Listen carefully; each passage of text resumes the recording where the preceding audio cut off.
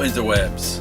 I have been gone for many a moon, but I have returned because this is not the web show you want, but the web show you deserve. Yeah, 2015, look at that.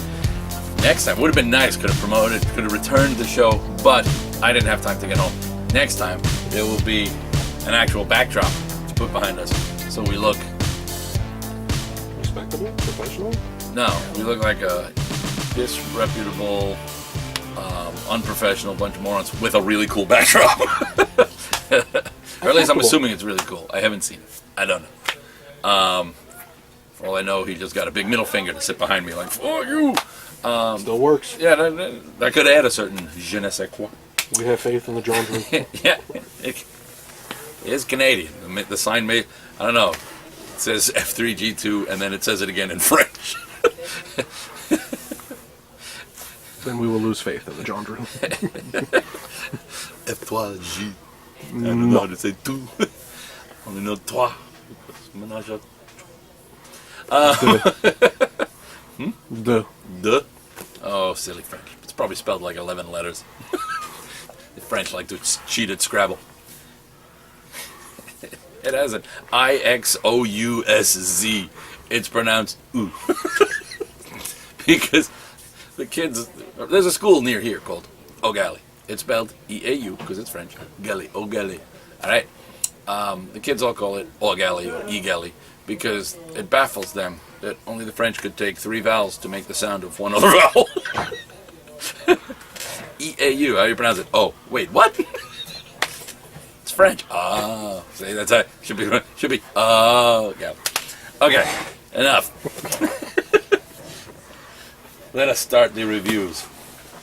First, we shall review last week's S.H.I.E.L.D. #1 because it was awesome. Because Mark Waid and the cast of the S.H.I.E.L.D. TV show, or most of the cast, there's still some conspicuous absentees, including our trader's friend and our recently revealed to be superheroic, inhuman Quake Sky. But we get Fitz, we get Simmons, even though several times people refer to Fitz as Leo, and I totally didn't even remember he had a first name. They're Fitz and Simmons. I know she's Gemma because Fitz says it. No one else calls her that. They call them Fitz and Simmons. But we've got them. We've got May. We've got Agent Coulson. Fitz is going to get a monkey. Yeah. Yes. I'm going to have a Mark Waid rotating. It's basically a Marvel team-up. It's S.H.I.E.L.D. team-up because within the Marvel comic universe, Agent Coulson is the ultimate fanboy and is therefore his brain is the official Marvel index, the official index to the Marvel universe. The official handbook to the Marvel Universe. In character form. Yeah, he just knows these things. So in any situation, he can figure out what combo of characters are the best to get and how to do things. So it's Mark Waid writing S.H.I.E.L.D. It's beautiful. It's beautiful. It is to cry. It is to weep. Also to weep, JL3K. Justice League 3000, number 13. Lucky number 13. Because they already gave us back the blue and the gold. Hallelujah. In fact, they gave us 2 blues because we have Blue Beetle 3000 in this book still as well. He's bitter. He's a bitter fat guy in a Blue Beetle suit. But they go and they find an ice goddess that we happen to remember. It's ice. It's original. She's immortal because, goddess thing. And she's quite confused and disappointed in the pseudo versions of the Justice League who are DNA matches but not actually her friends, and none of them act exactly right, and she's a little disheartened by that, but she doesn't know that somewhere out there are her former teammates. But Etrigan is threatening to bring out he's got a plan. I'll roast her upon her icy pyre, call the woman, bring me fire. So fire is going to come back, apparently in hell. So, which makes sense because B was always a little B really. But this book makes me so happy, so happy, so happy. I just still think because I like to torture myself originally the artist on this book was slated to be Kevin Maguire, and then DC decided no, and I go with Kevin Maguire, and I love me. I love me some Howard Porter. Don't get me wrong, but we could have had Giffen, Timothy's, And McGuire. Maguire, Ted Cord, Booster Gold, Fire, Ice, and a whole unscripted, uncharted future with which for the Bwahahas to happen. Keep it in your pants. I don't think the world could have handled it. That's why they had to go a different way. The Woods, number 9 from Boom. This is James Tinian's space sci-fi fantasy-esque romp that I just love. I don't know how many times I can tell you this. There are some great characters in here. This is Lost in Space, and I don't mean like the old show Lost in Space. Danger Will Run. I mean Lost, the TV show that everybody loved and nobody understood. In space. Only you can understand it. Because James Tinian is far less confusing a writer than clearly the acid-dropping writing staff. So far, no polar bears, though there are green bear monster things. So that's always a plus. And polar bears. Spider-Man does whatever a spider can. We'll use that theme later again when we review Squirrel Girl number 1. But right now, we're reviewing Spider-Man. Hey, here comes the Spider-Man review. Amazing Spider-Man number 12, part 4 of Spider-Verse.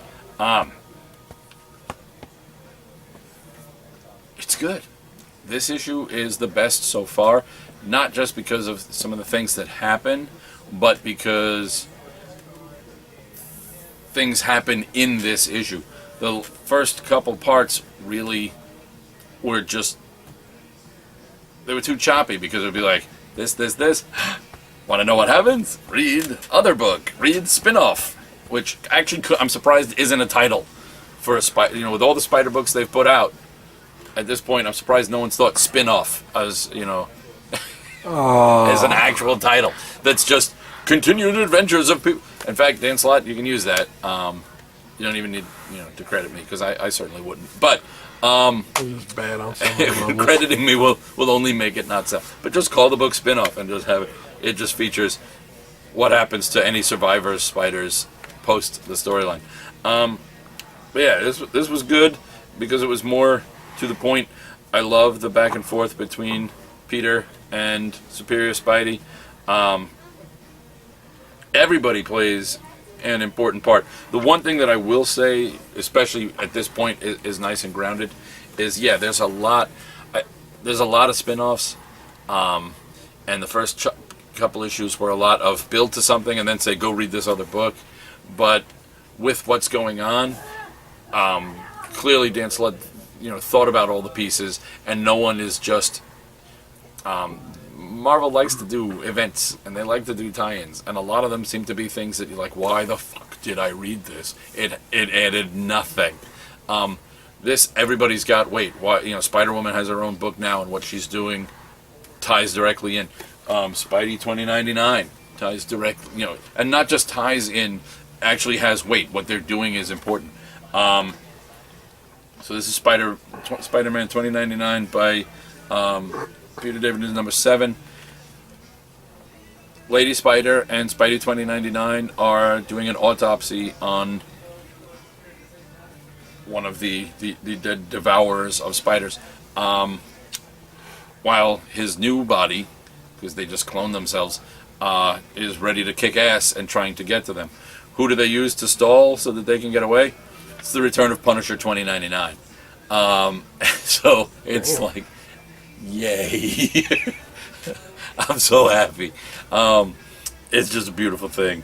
Because Peter David is doing the best with, it's only issue number 7, and it's already like its second or third tie-in to this Spider-Verse story. So it's like, hey, we just gave Spider-Man 2099 his book back, and he's already, got to go fill obligations. So it's good that Peter David is still able to Peter David it. Batman Eternal number 40. God, I've read a lot of these. Riddler is terrified. He does not want to go back. Batman is dead broke, and to add insult to injury, his stashes of secret bat stuff have all just been given to a bunch of his villains.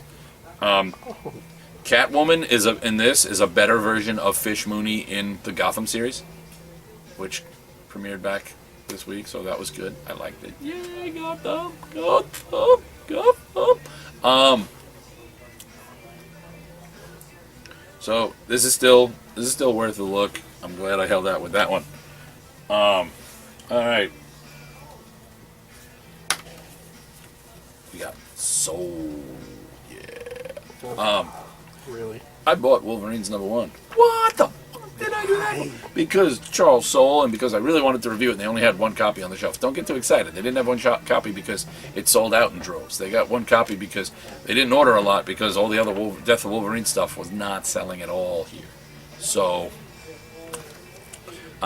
Swamp Thing. Tears are coming down my face at the thought of soon this book's going to end. They're ending it before their Convergence thing, which is probably for the best, because Charles Soule's not going to be on it. Who knows what's going to happen Swamp Thing post-Convergence, but it won't be Charles Soule, so who cares, because this book is so good. There's a gun behind you. Everybody. I'm good as fucking, I just can't do it anymore. Look, new Power Girl. What? Look, new Power Girl. No, I heard you. That's the new Power Girl. Yeah, that's the one that she left the suit to, right? Yeah, she left the powers. She's got a handful of her powers, and then she's on the Titans now.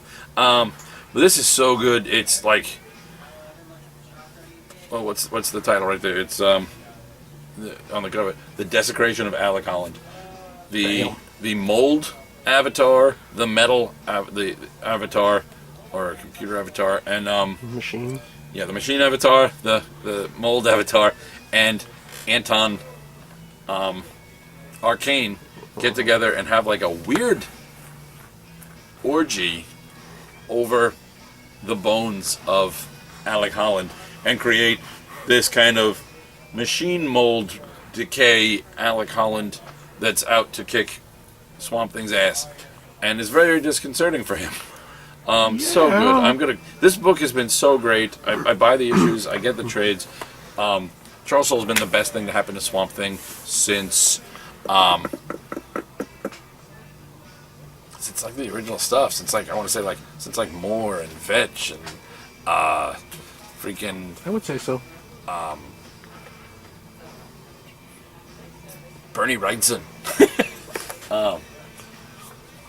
What do we got here? We got Wolverines, number 1. The team is... It's weird because the art changes for like the last 4 pages. And the art is... It goes from Nick Bradshaw to Alison Borges, who's... Both are really great. But Nick Bradshaw has that... Hi, I'm not Arthur Adams, but I'm the next best thing look. And... Alison Borgia has this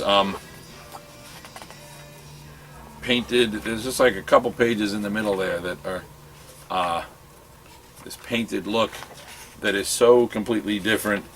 Great style, jarringly not the same. Yeah, all of a sudden it's like, she's got this kind of.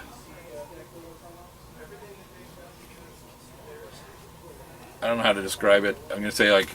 If Jay Lee was inked by, or if Jay Lee inked Stuart Immonen, he's really, which is, if you're having a hard time picturing that, you're right, but it's beautiful. It just was weird to just be like a page or two in the middle of all this other stuff. I assume it was a timing thing or something, but weekly books are weekly. That's a bitch to hold on to.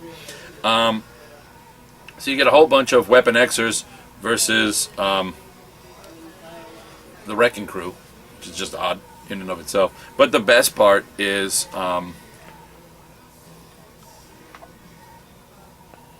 they made me feel bad for Dokken, but the best part is Sabretooth, who, thanks to the events of what the hell's that thing called? Axis, is good now. Not sure how to deal with that. And no one else is, because everyone else just keeps acting like he's still Sabretooth. And he's like, here, let me help you. Like, don't touch me. I know you're just waiting to turn him. He's like, no, really, I'm just trying to help. And nobody takes him seriously. So he's like, he's like the greatest asset no one will ever want to use. Yeah. XFactor number 19, more Peter David. I should have put it with the other Peter David.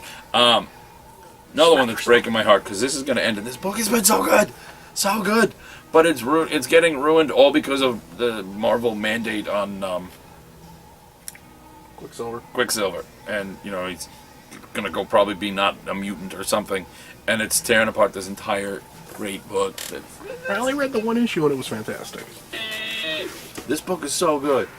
You have a moment for Danger where she kind of breaks it. Like, you know, you should feel good. She's like, why? I'm not a real person. The person they're fighting is able to control souls. So everyone makes them all do it. It's like, I can actually take control of your soul, and it's making them all do stuff. And Danger walks up and goes, I don't have a soul. I'm not an actual person. And just beats the shit out of them until it lets everybody else go. And in the end, they're like, you feel good. You're like, why? Like, you know, you single-handedly saved the day. It's like, yeah, because I'm not a real person. I'm, no matter how much I try and as much of a front as I put on, I'm an automaton. And they're all like, damn. Look at the time. We got to go to our non-automaton meeting. Drinks. Aquaman and the others is making me nervous because they're getting awfully close to potentially killing my boy. There are a couple other people who could make just as easy targets. They say somebody's going to die. They shot, I can never remember her name. They shot Hot Jungle Chick that just runs around in a bikini because... Why not? That's a Brazil. comic. I think that's, you know, yeah. But I don't think she's going to be dead. It looks to me like they're either going to kill off Zartan again, Zartok, whatever his name is, or... Volstock? Yeah, they're either going to kill off Volstock, or they're going to kill off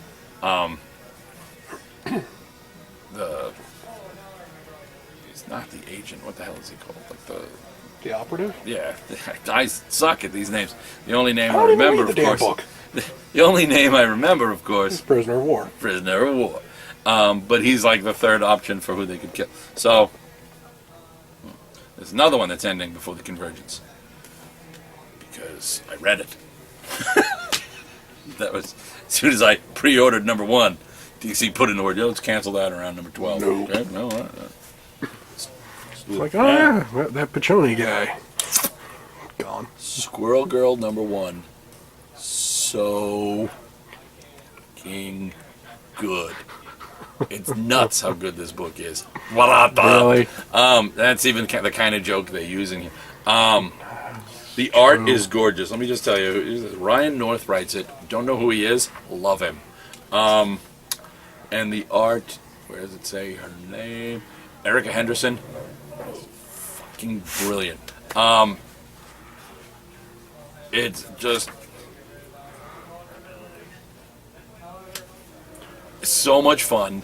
It does naturally what they had to do these big revamps to get, like what they're doing with the new Spider-Woman outfit and the new Spider-Woman direction and the entire new Batgirl series or new Batgirl direction. This does everything they're trying to accomplish, only far more naturally and a lot better. Which is not to say that those other things are bad. Those other things are good. But this does it so much better and just makes it look so easy. Like, oh, It didn't struggle. you had to do this? Look what we did. And it's Squirrel Girl goes to college and is moving into a dorm. So she's finally getting to move out of her secret apartment, which is the attic at Avengers Mansion. Why is it her secret apartment? She's actually like a squirrel. She has climbed in through the chimney and is hiding in the secret apartment. One of the things that I love and hate, these tiny little words that are, I don't know what color because I'm colorblind, so it makes them very hard for me to read, along the bottom of the panel, that really, they're funny, so I like them, but I don't like them because they're distracting. They tie into what's going on the page, so you kind of have to read them after the page, and it breaks the fuck out of the flow light green. of reading the. As I'm reading the page, it breaks up the flow because I have to read the story because I'm reading this page, then trying to read this tiny little weirdly colored thing, and then coming back up, and no one thinks that they're colorblind when they do shit like this. So this was a bitch to read. The little things. The comic itself was brilliant, and that's my only problem is tiny little letters in a weird little color make it hard for me to read and broke up my flow. But she fights Kraven. Next issue, she's going up against Galactus. Her squirrel banter is amazing. The art makes me think of the great new cartoon Steven Universe. The way that Henderson draws Squirrel Girl makes me realize this is my wife's ultimate cosplay. She even draws it. That's really almost exactly Angie's face if my wife had orange hair. We'll have to say the dyeing of the hair will be fun. It's just, it's just funny. And it was so good. So great. So everything a comic should be. Double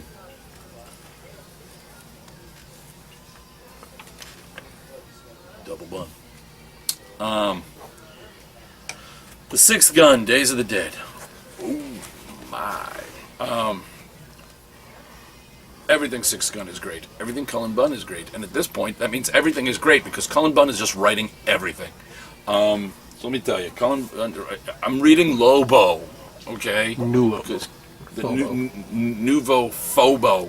I'm reading and enjoying because Cullen Bunn is that good.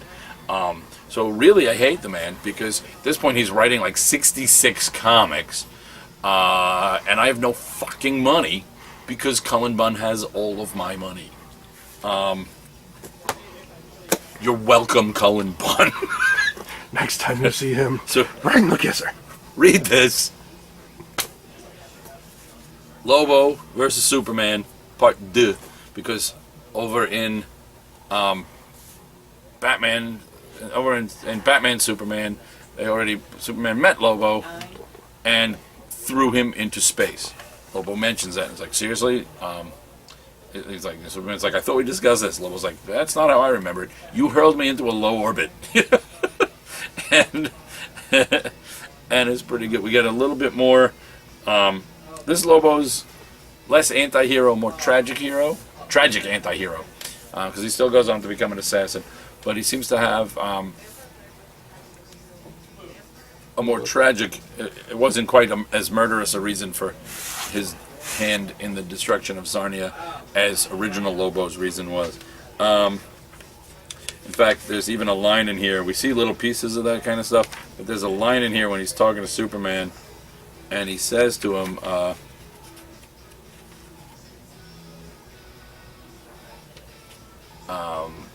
it's one hell of a burden, though, protecting a world. Believe me, I know. And sooner or later, you'll see how unappreciative the world can be. Enjoy Earth while you can, Superman. You never know when you might have to. You never know when you might have to kill it yourself. And Superman's just like, if I see you again, it won't. I won't be so pleasant, Lobo. And there's a very interesting solution to the assassin problem that Lobo's been dealing with, because Lobo equals creative. It's just really, really good. I don't know what to tell you. Earth 2 World's End number 14 and Earth 2 number 30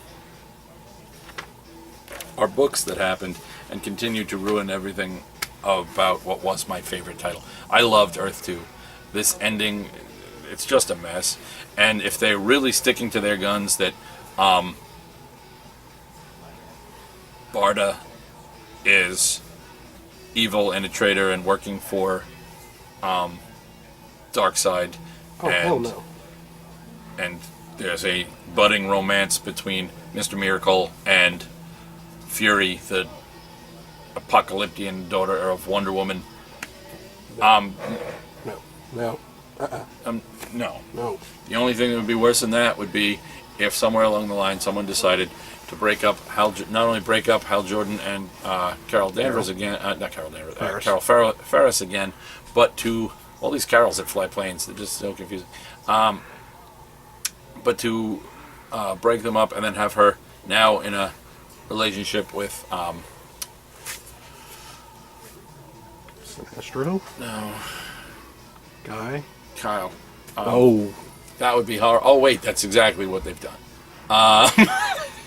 So, I love Robert Venditti personally because he's the better me. He's the guy who almost became a Brevard County English teacher and instead told his wife, look, I want to try and break into comics. And then he wrote The Surrogates and broke into comics. Whereas I was the guy who was going to try and write comics and then said, oh crap, I've got kids to support, I need a steady job, and became a Brevard County English teacher. Oops. I zigged when I should have zigged. I could have been writing Green Lantern right now. I've always said that I'm Robert Venditti's Plan B, and when he signed my copy of The Surrogates, he wrote, "You are nobody's Plan B." Damn, that's gold. No, he's just saying I'm not. He was trying to be supportive and saying I'm not anybody's Plan B, but no, I'm really his Plan B. They say for every decision you make, somewhere out there is the opposite decision was made. It's not even another dimension. I'm actually his other decision. Ant-Man #1 was good, but not great. And one of the things that confused me, I don't know what I missed somewhere along the line, but he's got his daughter, Cassie. She seems to be young again, not dead, and has never been Stature. I don't know what the hell happened. Last I saw him, he was joining that weird version of the FF and was pissed at Dr. Doom for his part in the death of, he came back to life, but his daughter ended up dying, and now his daughter is back and just living with the ex-wife who wants nothing to do with him, and she seems young and doesn't seem to remember, doesn't seem to acknowledge having been Stature. So what the fuck happened, Marvel, and where can I find that out? Aside from that, it was good but not great in that way that I think there was like one thing I don't even remember what it was, but there was one thing I really, really liked Nick Spencer on. I'll tell you what it wasn't. It wasn't Morning Glories. Fuck you, Ike. Ike! Men of Wrath #4, so good. Jason Aaron and Ron Garney on the trip of violence and trying to break the cycle of violence in this issue was pretty good, but breaking the cycle of violence is you deciding you no longer want to be violent doesn't mean that the world's going to stop letting you or stop being violent to you. So this is really, really good, and everybody should read that.